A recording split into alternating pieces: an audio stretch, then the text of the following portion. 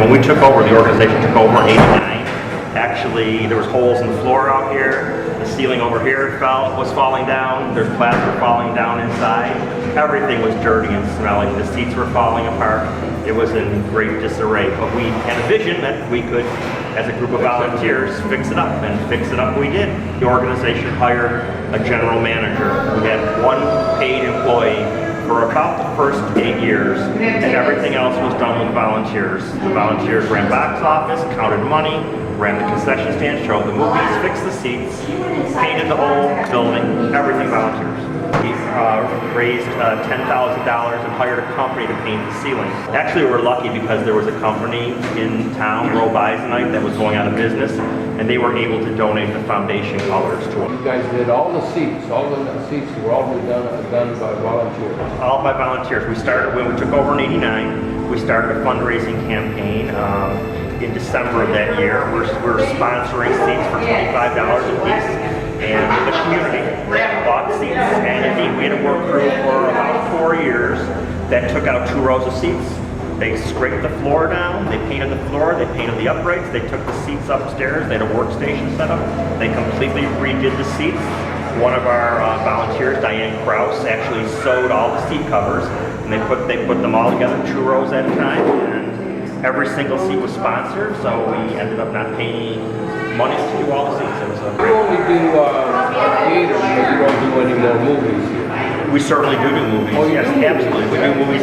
We have a children's film series on Saturdays during the school year, and in the summer we do a Thursday night historic type film or theme type film series, and then we do regular silent movies with our organ concert. When you have great shows that are filling up the house, people are going to come in here and they're going to buy popcorn and pop, and so with that it's going to bring a good source of revenue.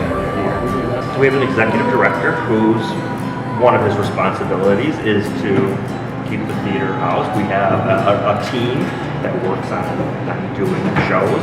People come to us, we go to people, and we have some regular shows that come in. So we do a lot of community events. Like this past week, we had one of the elementary schools in here doing their school productions. Instead of being in their little cafeteria, gymnasium, auditorium, we allow them to come into the theater, and we do it pro bono for free.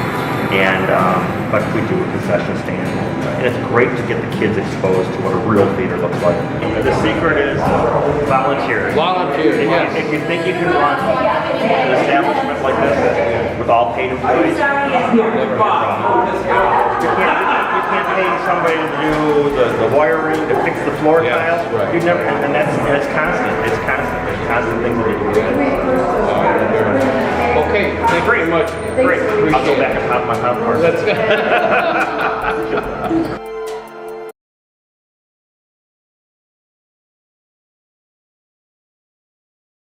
My full-time job is Director of Engineering for Cattaraugus County since 1926. How long How have you is been this assistant?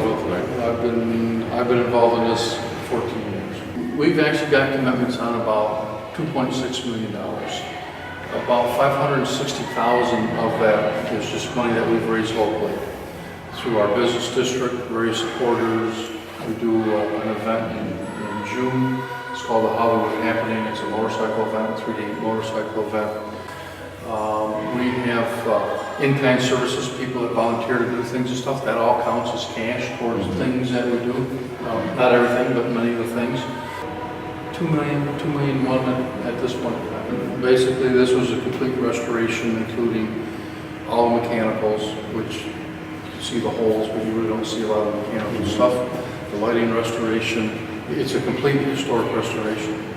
We bid it out like we do in this. Oh, you did? I see. Yep, we have essentially a plan that we go piece by piece.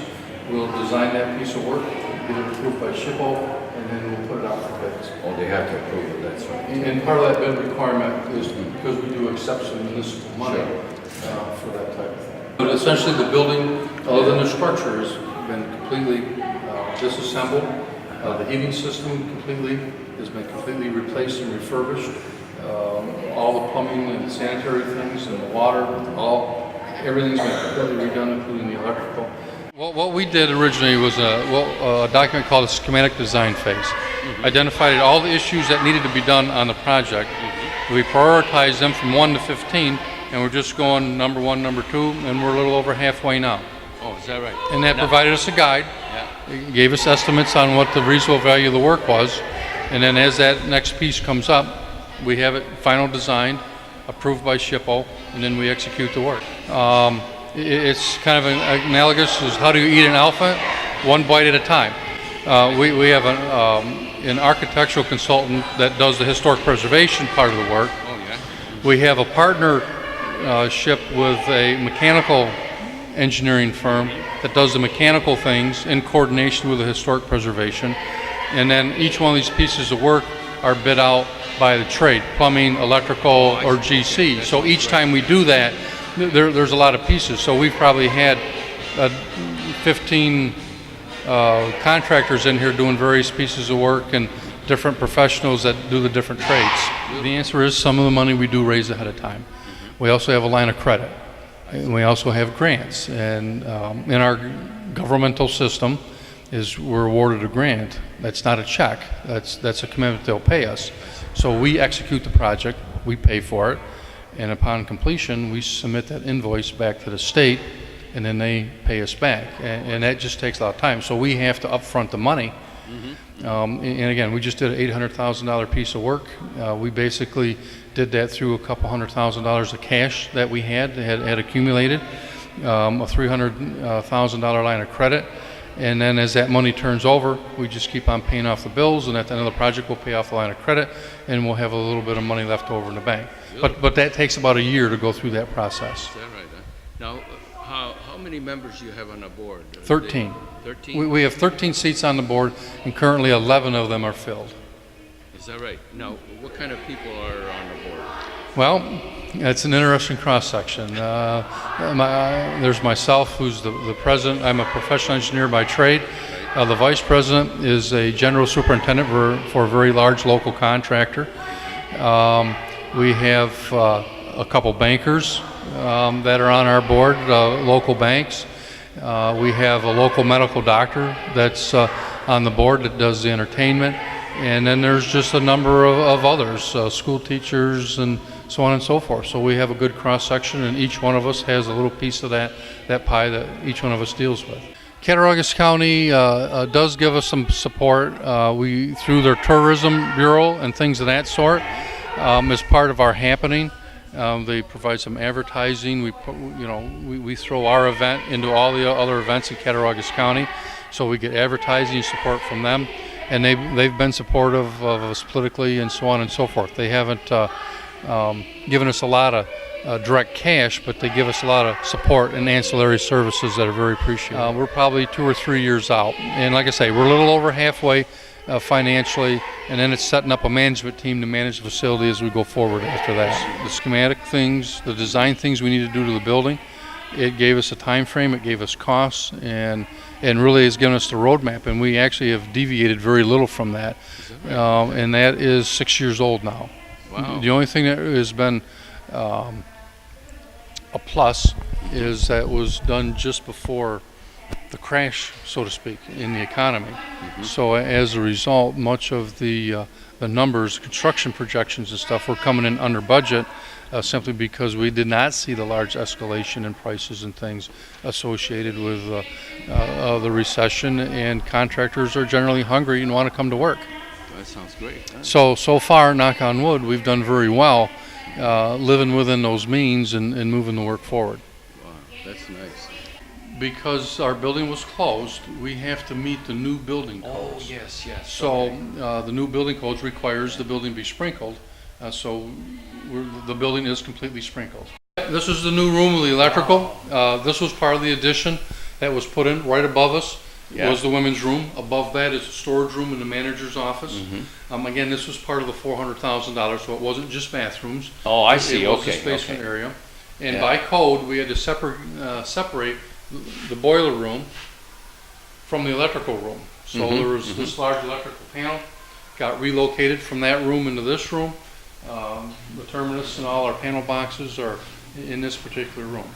every one of the firms that we've engaged have been absolutely ecstatic, been very good about dealing with the building and certainly dealing with any of the historic and architectural features that we want to preserve. Now, who's your architect, actually? Our architect is a woman by the name of Nancy Redeye, and she is with the firm of Flynn Battaglia. Oh, yes, okay. Wendell Ducheur is the mechanical consultant, so that makes up our team. And then the historic preservation people we deal with is Christina Capella-Peters. She works for New York State. And our grant administrator is a woman by the name of Lynn Lefebvre. And they're all great people to work with. It's Lynn Lefebvre. She works out of Allegheny State Park down here in Salamanca. Sustainable over a long period of time is there. And I know one issue that you have in your building is heat. Right. In your heating system, it's just a huge expense. Oh, absolutely, yeah. Now, our heating bill in here, now we keep the temperature down during the winter, into the 50s, but our heating bill was less than $1,000 a month. And this is 12,000 square feet. All the restoration things are picked by our historic preservation consultant and approved by SHPO.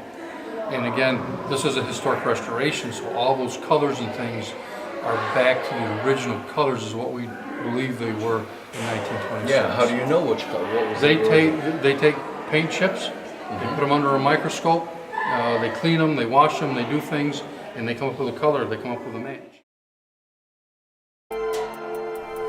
In the centrally located area of Niagara Falls sits the stately Niagara Arts and Cultural Center grounds. Inside the NACC is the fantastic Grand Theater at seating over 990.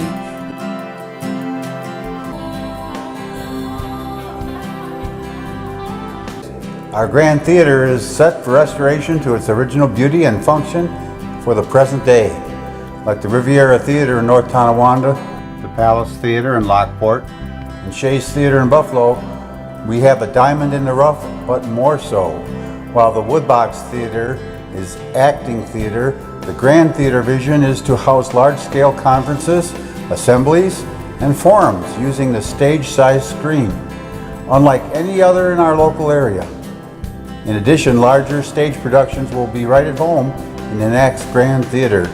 Following is a short list of costs to completion and has been supplied by an architectural engineer for the NACC's Board of Director member, Gino Forte, practicing engineer. It is a worst-case maximum analysis for the project. I think you will agree that the cost to completion is within the reach of a fundraising drive in our giving community. Step Up and Take a Bow has had the restoration under consideration for a few years. Now is the time to complete the vision. A full house will require special fire and safety code compliances. These compliances, emergency exits, and features are the starting challenges for Phase 2. First, legal documentation and attention to building codes must be addressed. After these, infrastructure can be implemented. Fire code compliances like coded zone reporting, emergency exits, replacing staged lighting and control systems married to the safety alarm system, balcony railings, and in Phase 3, there will be safe rope ballast systems for the stage. The finishing needs of the Grand Theater will be stressed ceiling repair, decorative painting, cushioning of seats, and stage curtain replacement.